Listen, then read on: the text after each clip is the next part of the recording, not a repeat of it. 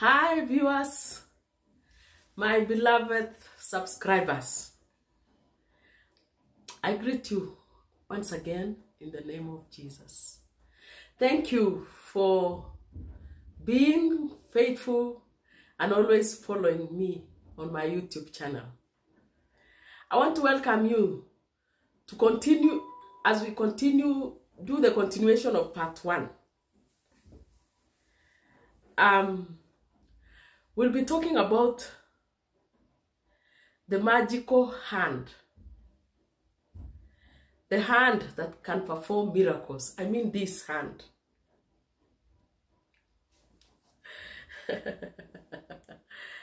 I saw wonders. I just passed through a lot of challenges, including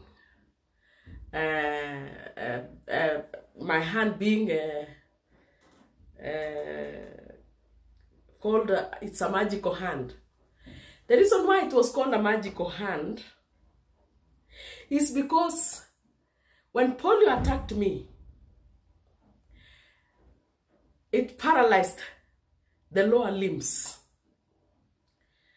and paralyzed completely so that they cannot, maybe some little movement on the right leg, but the other leg is completely cannot move on its own. I have to assist it. And also part of my other hand was kind of affected by polio. So it is kind of weak. If you can see, there is that thumb finger. It is kind of folded. Okay, compare na this one. This other hand is bigger than this. So this is a story about the magical hand. I told you in the earlier episode that I was never accepted. My family just didn't want to accept me. And I experienced a lot of hostility. Now, they believed, there was a narrative that was going around within our family borders that when the legs were being paralyzed, something was happening. Some strength was moving from my legs and even from this one hand, and all the strength was brought to my right hand. So they believed this hand could perform miracles. It could do anything, even including the reason why they believed that I did the injury on my sibling. They said I'm that strong that I can break a bone.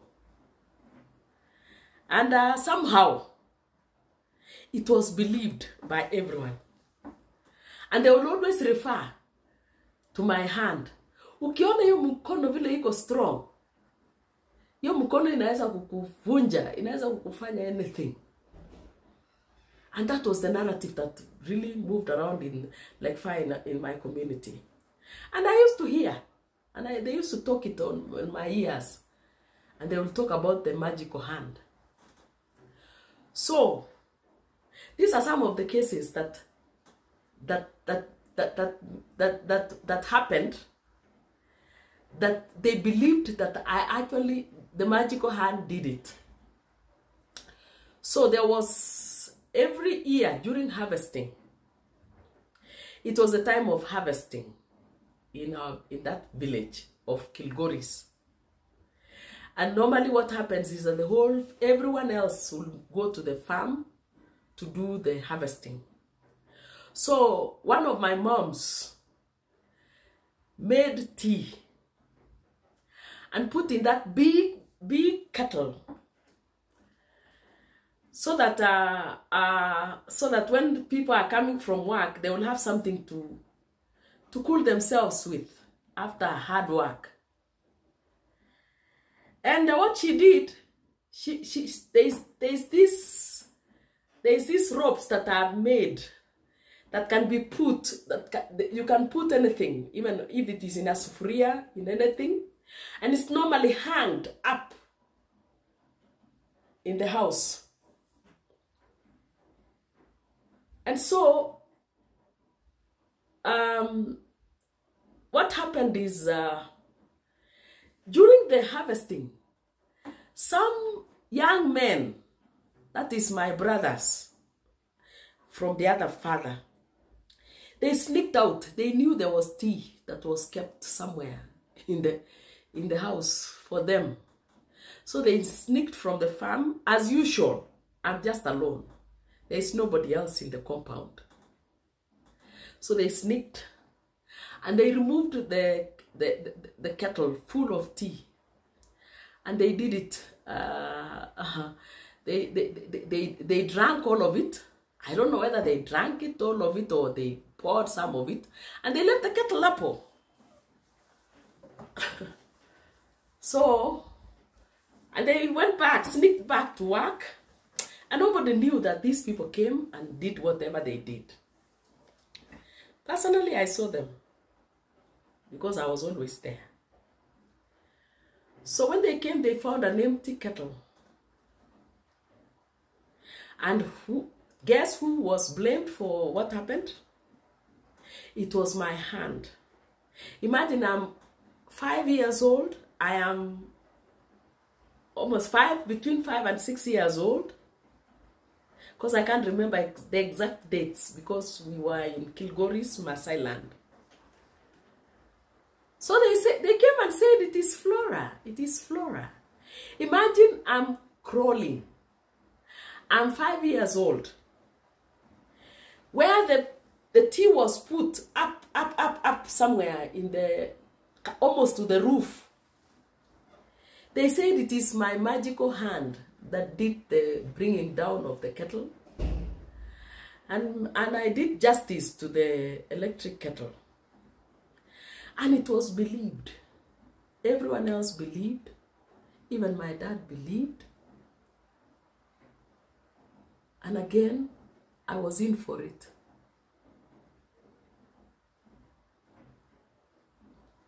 So, I don't know. I still remember the magical hand. I still remember when they always talked about my hand that is strong, that has taken all the powers from the legs plus my hand. It is in this right hand. And so they blamed anything that happened. It was this hand.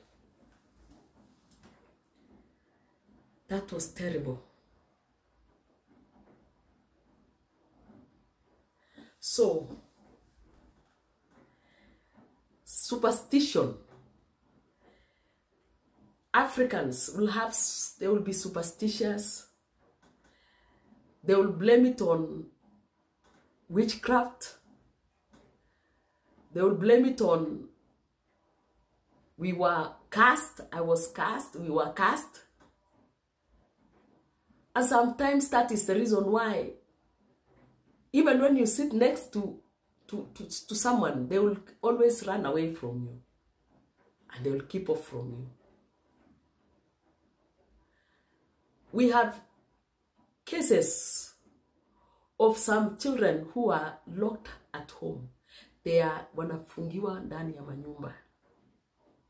Their parents are ashamed of exposing them because they believe in ushirikina, they believe in curses, they believe in those nonsense. And they are put aside because they are ashamed of them.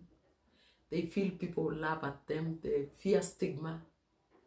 My dear friends, this is what is going on in our home states. People have beliefs, very strange beliefs about children with disabilities. Very strange. They believe that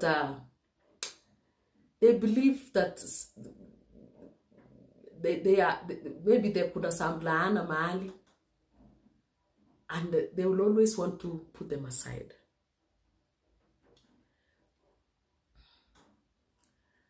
That is what I went through. I want to talk of another incident. And another incident is, there was a time my mom had to go and sell some things for us to get at least sugar. She was making mandazis. And she was taking them to the market so that she could get something to buy sugar, something to buy soap. So that particular day, my mom decided to leave me with my brothers from the other father.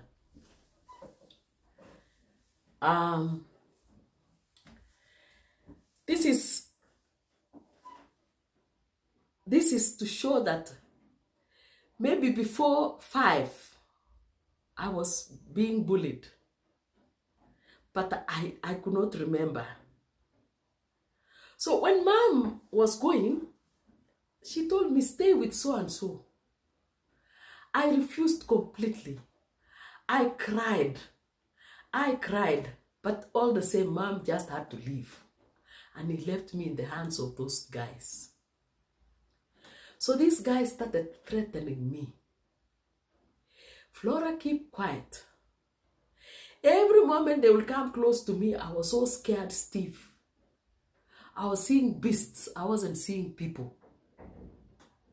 So they carried me and they said they were going to throw me to the bush.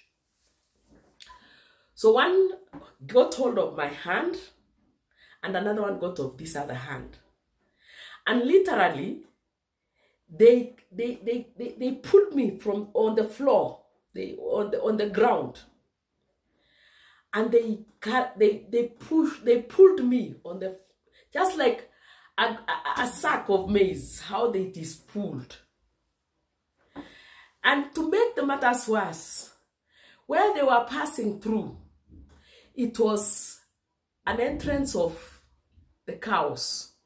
It was a cow shed where they were staying. So the entrance was so muddy during rainy season. But this time it was dry. So you can imagine the soil that is in Maasai land. It is loamy. And when it dries, when it is like, it is sharp. They make sharp points. So these guys pulls me on top of those dry soil. And it was not for 2 minutes. It was not for 3 minutes. So the soil cut me. It was cutting me on the seats, on my legs. And the day just ended like that because after going through a lot of pains, of course, I just had to force myself to keep quiet so that they could leave me. So they brought me and they threw me outside my house.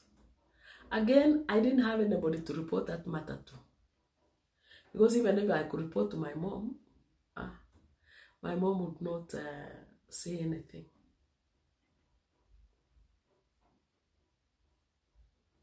So I didn't know love. I didn't know kindness. I didn't know any light. So one day, my dad was cleaning his shoes. That was the only time that I knew the other side of my dad. He was brushing his shoes, and he was he was using kiwi shoe polish, and it was the last bit of polish that was inside that empty tin. So I was just around him and I was eyeing the tin, the empty tin. So when he finished, he gave me that. He gave me the empty tin. You can imagine what the empty tin did to my heart.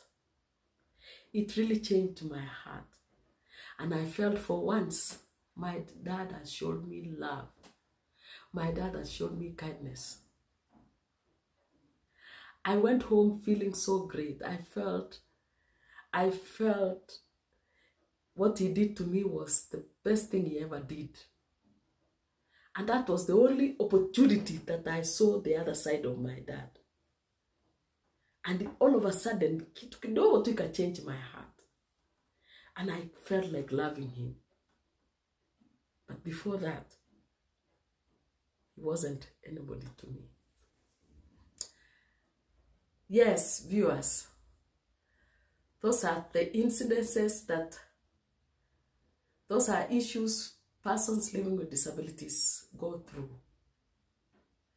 You don't know what goes on in these homesteads. Those that are being locked up in their houses, you don't know what happens there. The only person who can speak and open their minds are the ones who are wearing the shoe, and that is the person living with disability. Others they cannot get this opportunity that I have. I've decided just to open up and create this awareness and talk to those the concern that what you are doing, you are not doing justice to persons living with disability. Not to family alone, but even to the society as a whole. There is one incident that I want to share so that we can conclude. Of course, as a child, children can do anything. They can eat sugar. Children will eat sugar from their moms, or they can do other things. If there is something that is sweet, children will go for it. So as for me, I was no better than other children. So I went and took some sugar. I used to of course, steal some sugar from mom, and I would eat it properly. So one day my mom was cooking ugali again. My dad was seated. He was warming himself on the fire as mom cooked ugali. I was seated under his feet, just next to his legs, next to the fire. And I was listening to their story. Maybe I was dozing out. They want to doze because it was a bit late in the evening. So mom wanted to make a cup of tea for dad. And he found out that there was no sugar. So of course, she knew that I'm the one who did this. My mom didn't know that what she was going to say from her mouth. She didn't know what was going to happen to me.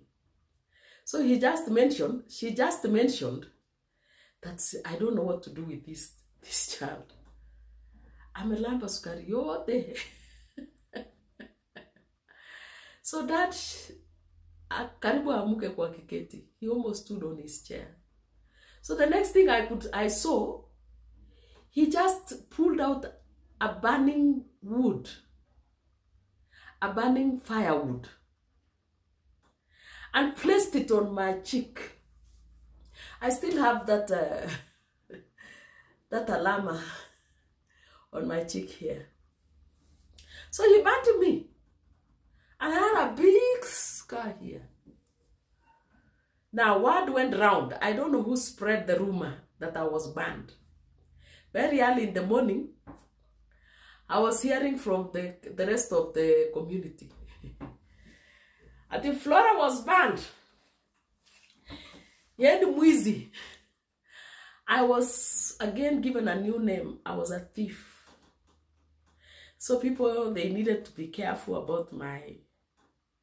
So in fact, even now it's strengthened that I will not be allowed again to enter in those houses, because already I was framed a thief.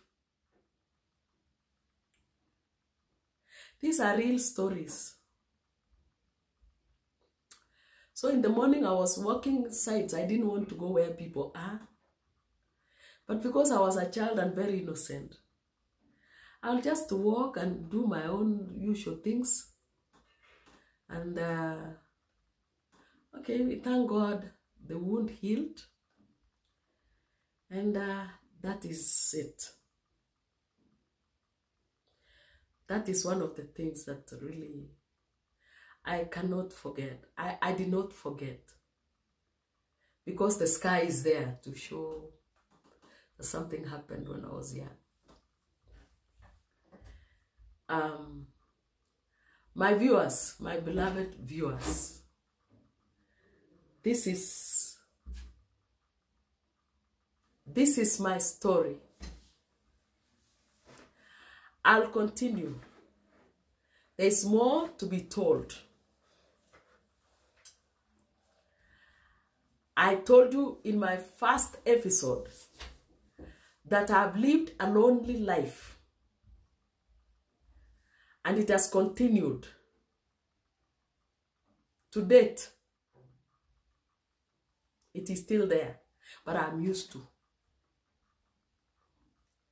Kindly, I request you to subscribe to my YouTube channel so that you can get more.